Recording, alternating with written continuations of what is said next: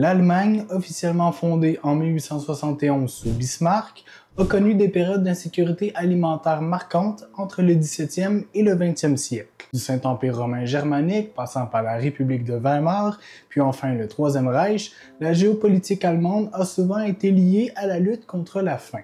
Des exemples historiques incluent les colonies africaines destinées à assurer un approvisionnement alimentaire, le blocus de la Triple-Entente pendant la Première Guerre mondiale et l'expansion vers l'Est sous Hitler pour créer un espace vital. En tant qu'historien de l'alimentation, je vous propose ici, comme je l'ai déjà fait à travers d'autres vidéos, d'aborder l'histoire sur un angle plus précis. Mon objectif ici n'est pas d'expliquer tous les tenants et les aboutissements de la Seconde Guerre mondiale, d'autres de mes confrères l'ont déjà fait et ce très bien. D'ailleurs, je vous invite à aller regarder la série complète faite par mon bon ami Laurent Turcot, vous verrez, c'est passionnant ce qu'il fait. Ainsi donc, nous allons plutôt explorer comment l'idéologie expansionniste nazie reflète les peurs alimentaires de l'Allemagne. Plus précisément, comment et pourquoi la conquête de l'espace vital à l'Est et l'extermination des populations locales montrent l'insécurité alimentaire allemande durant le XXe siècle. Mais avant de lancer le générique, je vous invite fortement à lire l'excellent ouvrage de l'historien québécois Tristan Landry, Du beurre ou des canons, une histoire culturelle de l'alimentation sur le Troisième Reich, publié en 2021. Vous verrez, c'est vachement intéressant.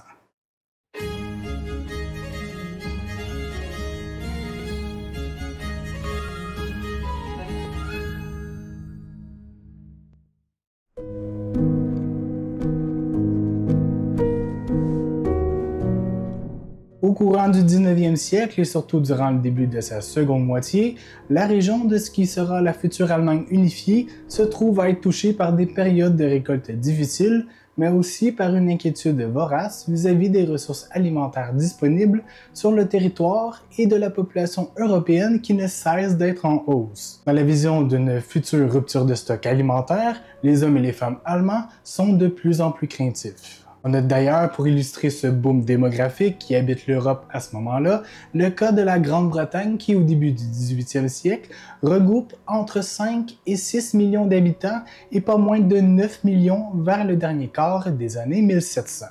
Alimenté par les révolutions agraires, offrant alors un rapport calorique de plus en plus important et ouvrant la voie à des surplus, il n'en reste pas moins que la croissance démographique constante eu un impact important sur les quantités d'aliments pouvant être consommés, surpassant les biens comestibles disponibles. En parallèle, dans les années 1840, en Irlande et dans les années 1860 en Finlande, le milieu européen fut touché par des famines imposantes et des épidémies. C'est d'ailleurs dans ce contexte de fragilité de la seconde moitié du 19e siècle que l'Allemagne est en grande dualité politique en raison de la Révolution de 1848, d'une crise économique liée à la baisse du pouvoir d'achat et enfin du mouvement Völkisch. Lorsqu'en 1890, Bismarck quitte la vie politique, l'Empire allemand est devenu colonial. Si au départ celui-ci n'est pas particulièrement friand à l'idée, la pression des désirants eut raison de sa réticence. Ainsi, au cours des escapades coloniales, c'est surtout la région de l'Afrique qui est sujette aux arrivées européennes allemandes. Cette expansion territoriale est alors la porte d'entrée vers un garde-manger exotique qui permettrait d'accroître de façon considérable les ressources de toutes sortes, dont les produits alimentaires pour l'Allemagne. Cette lancée colonialiste s'inscrit également dans une mission salvatrice motivée par les pensées eugénistes européennes du XXe siècle. Dans cette idée, les colonies allemandes reposent sur plusieurs concepts, dont celui d'une hiérarchie des races, étroitement liée au fait d'avoir de bons et de mauvais gènes biologiques. Ainsi, une échelle raciale se crée et s'ancre dans les esprits des colonisateurs européens, dont les Allemands, comme Karl Peters. C'est alors que l'expansion vers l'Afrique se retrouve au cœur de deux idéologies. D'une part, la peur insatiable vis-à-vis de l'alimentation pousse l'Allemagne à côtoyer l'autre. D'une autre part, elle exécute son plan en ayant également une crainte et un mépris envers les habitants locaux des régions où elle met le pied en raison des contacts génétiques impurs de ces non-allemands, mais aussi des concepts de peuples utiles et inutiles. C'est encore et toujours d'ailleurs dans cette vague idéologique et par la poussée colonialiste que les Hereros, peuples locaux ayant imposé des révoltes aux Allemands, furent sauvagement attaqués, voire victimes d'un génocide au nom des possessions territoriales et de l'homogénéité allemande. À l'intérieur des frontières allemandes, tout Hereros, avec ou sans fusil, avec ou sans bétail, sera fusillé. Je n'accepte plus ni femmes ni enfants. Je les renvoie à leur peuple ou fait tirer sur eux. Telles sont mes paroles au peuple des Hereros. À travers les mots de Lothar von Trotha, commandant des armées coloniales allemandes, on laisse transparaître une certaine hostilité et par le fait même un mépris de l'autre et surtout de ce qui n'est pas vu comme étant pur. Un phénomène similaire se produit avec les Namas, où des survivants sont envoyés dans des camps de travail et les ossements des victimes sont exploités en Allemagne au nom de la science, mais aussi des stéréotypes racistes. Cette mise au point de camps de concentration en Afrique du Sud lors de la guerre des Boers affama ainsi femmes et enfants par milliers. Bien que ces actes se produisent au début du 20e siècle, entre 1903 et 1908 plus précisément, il n'en reste pas moins inscrit dans un 19e siècle au contexte historique complexe pour l'Allemagne.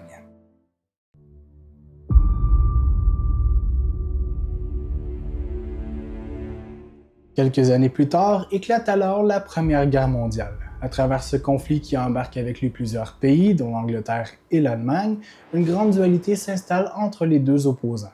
Ainsi donc, l'idée d'établir un blocus maritime afin de couper toute exportation alimentaire en direction de l'Allemagne est née de la grande dépendance qu'avait cette région sur ses biens de consommation.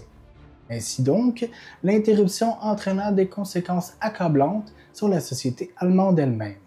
Non seulement il toucha l'économie du pays, mais il a aussi agi sur le moral de la population civile, les soldats ayant généralement accès au maximum de ressources à disposition dans le pays. Ce stop alimentaire de la part de la Triple Entente dura de 1914 et se termina qu'en 1919, soit un an après la fin de la guerre. Les répercussions et les craintes face aux pénuries alimentaires sur le territoire allemand se sont alors fait sentir rapidement et de façon significative, comme le démontre une lettre d'une mère de famille écrivant à son mari alors qu'il est au front en 1918. Chaque jour, j'attends des nouvelles de la banque concernant les donations, cela prend du temps au tribunal. Dans notre région, des cambrioleurs se sont manifestés même en plein jour ces derniers jours. Je crains pour mes réserves dans la cave. Peux-tu peut-être encore obtenir du sucre? C'est vraiment ennuyeux, tout doit être sacrifié à la patrie.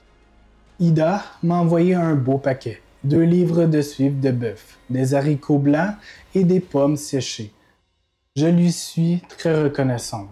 À Osnabrück, il accepte les tickets de viande locaux dans les magasins. Si c'est aussi le cas là-bas, je pourrais peut-être t'en envoyer plus la semaine prochaine.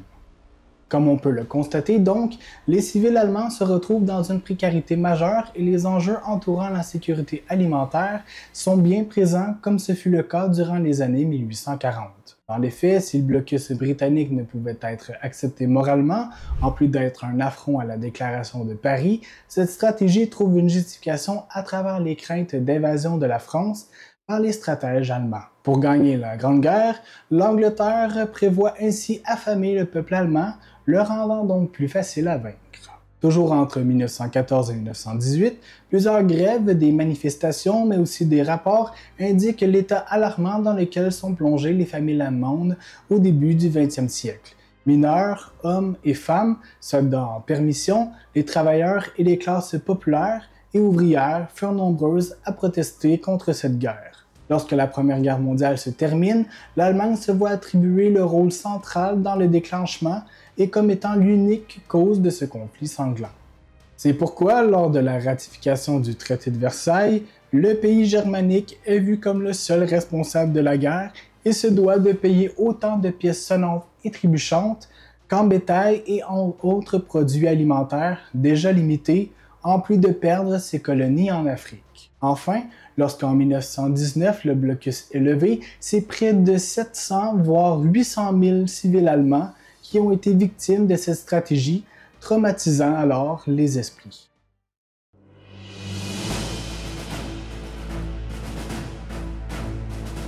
Au moment du déclenchement de la Seconde Guerre mondiale, le plan d'Adolf Hitler est déjà établi et mis sur papier depuis 1925 avec la rédaction de son livre Mein Kampf. C'est par la mise en place d'un État puissant, indépendant et libre que l'Allemagne pourra être au meilleur de ses capacités et assurer une alimentation convenable à sa population.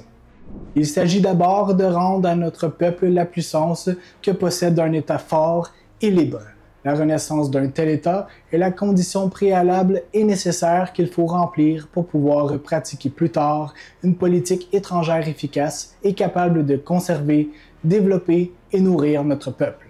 Dès lors, l'idéologie du futur chef de l'État totalitaire national-socialiste semble abriter, sur les envies de grandeur et d'expansionnisme, le devoir de prévenir toute famine possible en offrant au peuple allemand de nouvelles terres par la conquête, sur lesquelles assurer une production vivrière abondante. Cette idée du Lebensraum, l'espace vital, évoquée avec hésitation dans Mein Kampf, évolue constamment au fil des décennies, tout comme évolue la pensée même d'Hitler.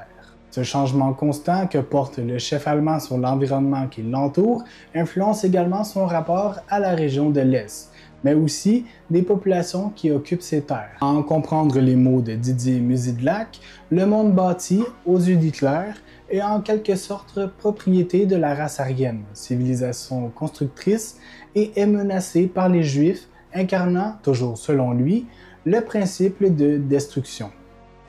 L'importance de la terre est plusieurs fois mentionnée comme étant indispensable au fondement de la construction d'un peuple. Celui-ci, l'État germanique, n'est convenable qu'à partir de la maîtrise du sol. C'est en effet le sol qui est le fondement originel de la construction du peuple, de la culture et de la conception du monde.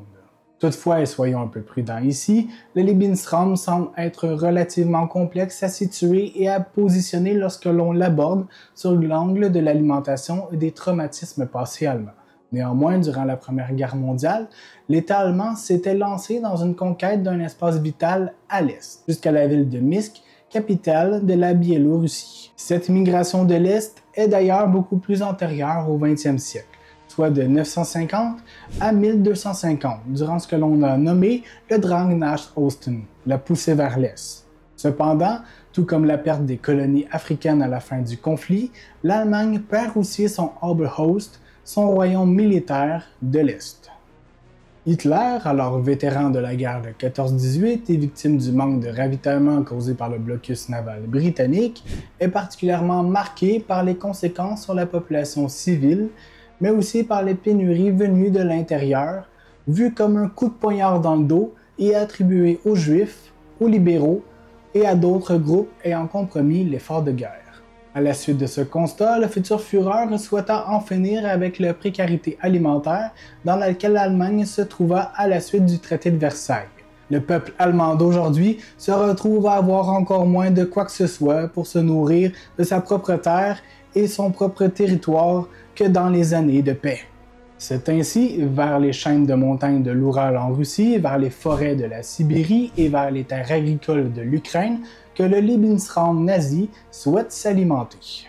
En plus de ça, dans son programme en 25 points, le Parti national-socialiste d'Hitler comporte notamment la question des ressources alimentaires au point 3 et 7 plus particulièrement. Nous exigeons des terres et des territoires pour nourrir notre peuple et installer notre population excédentaire. Et nous exigeons que l'État se fasse un devoir premier de fournir un moyen de subsistance à ses citoyens. S'il s'avère impossible de nourrir toute la population, les ressortissants étrangers et les non-citoyens devraient être expulsés du Reich. Ainsi, l'insécurité est bien installée au cœur de ce qui sera l'Allemagne nazie du XXe siècle. L'Est de l'Europe, ayant déjà été conquis par le passé, mais perdu également, hante farouchement les esprits allemands au point de vouloir la reconquérir une seconde fois. Enfin, lorsqu'Adolf Hitler déclare la guerre en 1939 par l'invasion de la Pologne, son plan est clair. Par la prise de possession de la France, il stabilise la région de l'Ouest, sécurisant alors le camp d'action et la marche vers l'Est, vers la Russie.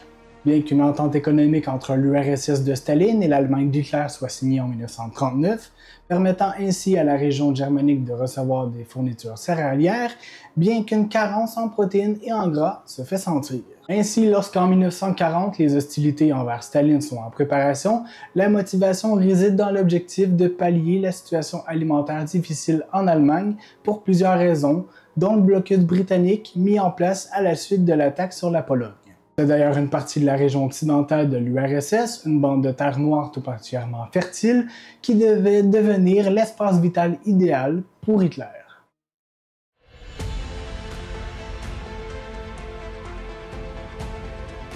En parallèle de l'expansion territoriale qui s'impose comme l'idée centrale de la Seconde Guerre mondiale, l'arrivée sur ces nouvelles terres conquises impose une déportation des populations locales et même, dans une mesure plus hostile, une extermination viscérale.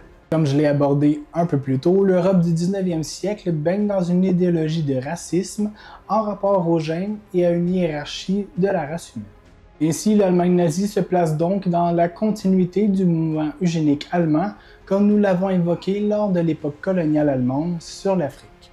En conséquence, il existe une crainte et un enjeu majeur envers la destruction de la nation allemande à travers ses peuples, qu'ils soient slaves, juifs, africains ou autres, jugés comme inférieurs ou encore inutiles.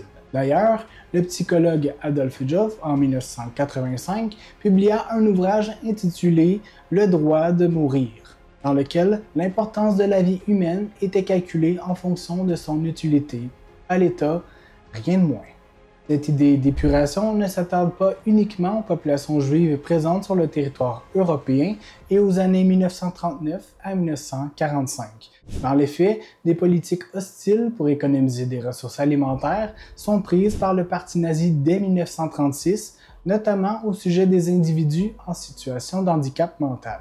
Au-delà de la stérilisation, mise en place 3 ans avant, c'est par le biais du Söderkost, le régime spécial, qui en 1938 s'installa en Saxe pour les patients non productifs.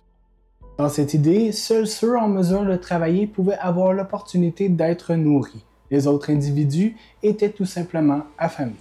Dès 1940, Hitler mit au point un programme servant à euthanasier les enfants présentant des anomalies et ou des handicaps mentaux. La même année, le gouvernement général prit des mesures pour assurer une autosuffisance alimentaire. Ainsi, avec l'annexion de la Pologne, les Polonais travaillant dans les champs pouvaient et étaient uniquement nourris que s'ils étaient en mesure de produire des vivres pour l'Allemagne. Quant aux populations juives, c'est près de 2,5 millions que le gouvernement général juge inaptes au travail et donc inutiles à la société. La solution d'exterminer les Juifs d'Europe, déjà présente avant 1941, avait pour fondement plusieurs enjeux. Alors que le ravitaillement est difficile en raison de plusieurs récoltes peu fructueuses et de rations diminuées afin de prolonger les ravitaillements restants, totalement coupés à la suite des agressions de l'Allemagne sur l'URSS, rompant alors l'entente commerciale préalablement établie entre les deux entités, l'urgence de la question juive se clarifia. Lors d'une rencontre au sujet des Juifs en décembre 1941, le ministre du Reich et général de la Pologne, Hans Frank, déclara qu'il était des goinfres particulièrement nuisibles. Les politiques et restrictions alimentaires touchèrent également les soldats soviétiques tout au long de la poussée des armées allemandes vers l'intérieur du pays. Il s'agissait dès lors d'une géopolitique de la mort par la faim. Au total, ce n'est pas moins de 3 millions de prisonniers de guerre soviétiques sur un total de 5,7 millions qui perdirent la vie aux mains des Allemands et de leur stratégie. De plus, les tensions, les problèmes de transport sur le front de l'Est et les besoins en ressources par les armées allemandes forcèrent la prise de ravitaillement russe qui, au détriment des civils locaux, allait permettre de poursuivre les affrontements et fortifier le moral nazi. Parmi les gens considérés comme improductifs, dont les civils, près de 200 000 sont morts de faim dans les secteurs où les ravitaillements furent confisqués. Dans le cas des populations juives, les enjeux semblent être plus complexes à détailler. La politique de la faim mise en place par l'Allemagne hitlérienne toucha la population urbaine soviétique de larges régions en Russie centrale et du Nord, mais également en Biélorussie, là où beaucoup de Juifs étaient présents. Dans la région de la Lituanie, l'assassinat des Juifs, jusqu'alors concentré uniquement sur les hommes et sur des professions bien précises, touche dès août 1941 les femmes et les enfants au profit d'un approvisionnement de l'armée du Nord en difficulté sur le front. Durant la bataille pour Moscou, c'est au tour de l'armée du Centre de bénéficier des ravitaillements des populations juives assassinées en Biélorussie. Pour le cas du Caucase du Nord, la Wehrmacht, la SS et la police coopèrent dans un assassinat de masse de pas moins de 50 000 Juifs pour des raisons diverses et variées. Lorsqu'en 1941 et 1942, une famine sévit durant l'hiver, la Crimée, alors sous l'occupation allemande, se retrouve en grande difficulté. Dans ce contexte tout particulièrement fragile, la commandature locale aurait demandé de mettre en place ou d'accélérer le processus d'extermination de masse afin d'éviter tout mouvement de manifestation de la faim, les épidémies et enfin l'accentuation de la famine. Finalement, au cours des années qui ont suivi, soit 1944 et 1945, les populations juives hongroises furent vraisemblablement victimisées, bien que la question de l'alimentation ne fût pas au centre de ces hostilités. Quant au cas de la Grèce, l'historien Götz Ali laisse entendre que la déportation des Juifs de Corfou et de Rhodes reposait encore sur la coopération de la Wehrmacht, de la SS et de la SD, dans l'espoir que le déplacement de ces populations améliore la situation alimentaire et la sécurité jusqu'à l'arrivée des débarquements alliés. Toutes ces politiques de la faim furent majoritairement dirigées par des hommes de haut rang comme le secrétaire d'État ou ministre du Reich de l'Alimentation et de l'Agriculture Hubert Bach, mais aussi Hans-Joachim Ritschke, directeur ministériel et successeur de Backeuil. Ainsi, c'est par le biais des appareils bureaucratiques que ces mouvements de masse raciale prirent leur pleine envolée. Une fois la guerre finie, soit en 1947, ce sont entre 10 et 20 millions de personnes qui ont trouvé la mort par la faim et la sous-alimentation, et ce, au-delà de la zone de pouvoir et d'influence nazie.